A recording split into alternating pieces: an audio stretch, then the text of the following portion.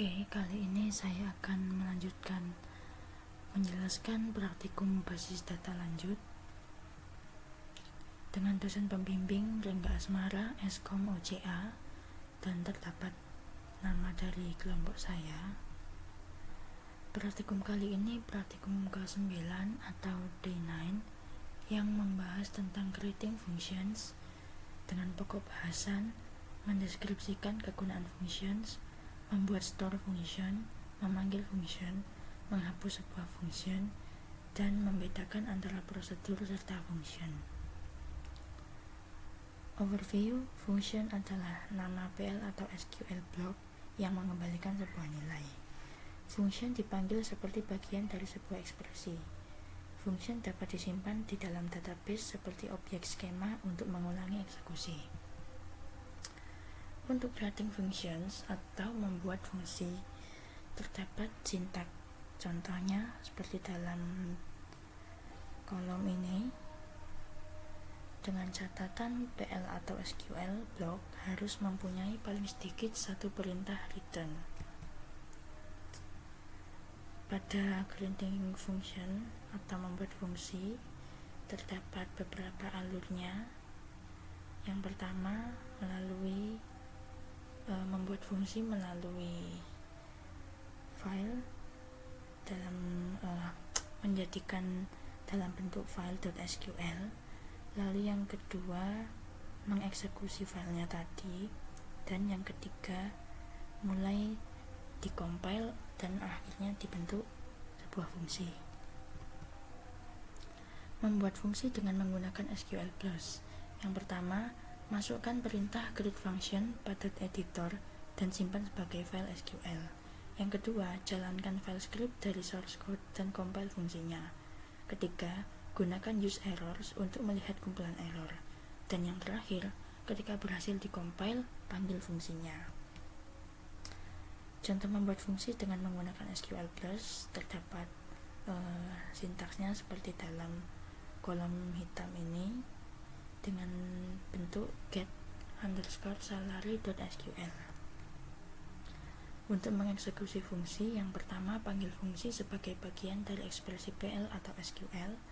Yang kedua, buat variabel untuk menyimpan nilai kembali. Yang ketiga, eksekusi fungsi tersebut, maka variabel akan dikumpulkan oleh nilai kembali melalui perintah return. Untuk contoh dari mengeksekusi fungsi seperti dalam tabel hitam ini, yang pertama identifikasi variabel, lalu eksekusi, dan cetak. Manfaat dari user defined function dalam ekspresi SQL. Yang pertama, dapat memperpanjang SQL di mana aktivitas terlalu kompleks, terlalu aneh, atau tidak tersedia dengan SQL. Yang kedua, dapat menambah efisiensi ketika digunakan dalam clause aware untuk memfilter data seperti menentang untuk memfilter data dalam aplikasi. Dan yang ketiga, dapat memanipulasi karakter string. Contoh membuat fungsi pada ekspresi SQL terdapat sintaks seperti ini, dan tabelnya terdapat tabel employee, last name, salary, dan tax. Batasan pemanggilan fungsi dari ekspresi SQL. Yang pertama, untuk bisa memanggil fungsi dari ekspresi SQL, user harus membuat sebuah fungsi untuk penyimpanan. Yang kedua, hanya menerima in parameter. Yang ketiga, menerima semua tipe data SQL yang valid, bukan tipe data PL atau SQL yang spesifik sebagai parameter.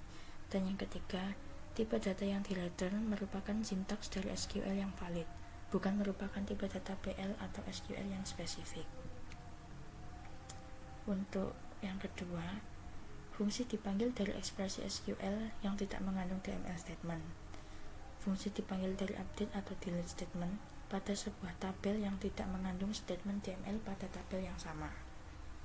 Fungsi dipanggil dari update atau delete statement pada sebuah tabel yang tidak mengandung query pada tabel yang sama.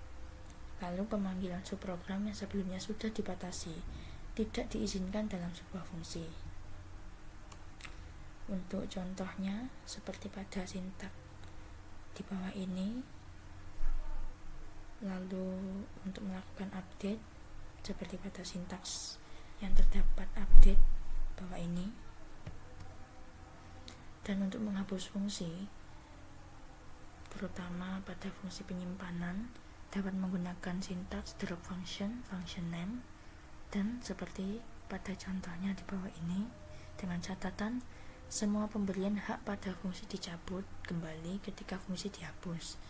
Lalu sintaks create or replace sama dengan menghapus atau membuat kembali fungsi pemberian hak pada fungsi ini, sama dengan ketika sintaks ini digunakan. Untuk sebuah prosedur atau fungsi terdapat beberapa perbedaannya, seperti contoh dalam bentuk gambar di bawah ini. Untuk yang function tidak terdapat out parameter dan in out parameter karena disesuaikan dengan urutannya mengikuti alur tanda panah. Untuk perbandingan prosedur dan fungsi, yang pertama dalam prosedur mengeksekusi statement dari PL atau SQL. Lalu yang kedua, tidak boleh ada return clause pada header. Yang ketiga, boleh tidak ada satu atau banyak value. Yang terakhir, boleh deklarasi return statement. Untuk pada fungsi, yang pertama, meminta agar menjadi bagian dari sebuah ekspresi. Yang kedua, harus ada return clause di bagian header. Yang ketiga, harus mengembalikan satu value. Dan yang terakhir, harus terdiri paling tidak satu return statement. Keuntungan dalam membuat penyimpanan prosedur dan fungsi. Yang pertama, dapat meningkatkan kinerja, lalu mudah dalam maintenance atau perbaikan, meningkatkan keamanan dan integritas data, serta meningkatkan kejelasan kode. Jadi kesimpulannya, yang pertama, fungsi dari PL atau SQL block yang mempunyai return value. Yang kedua, fungsi dibuat dengan menggunakan create syntax. Yang ketiga, fungsi seharusnya merupakan bagian dari sebuah ekspresi. Yang keempat, fungsi disimpan di database yang bisa dipanggil dengan menggunakan perintah SQL statement. Yang kelima, fungsi bisa dihapus dari database dengan menggunakan perintah drop syntax. Dan yang keenam, pada umumnya menggunakan prosedur untuk menampilkan sebuah aksi dan menggunakan fungsi untuk menghitung sebuah value. Sekian dan terima kasih.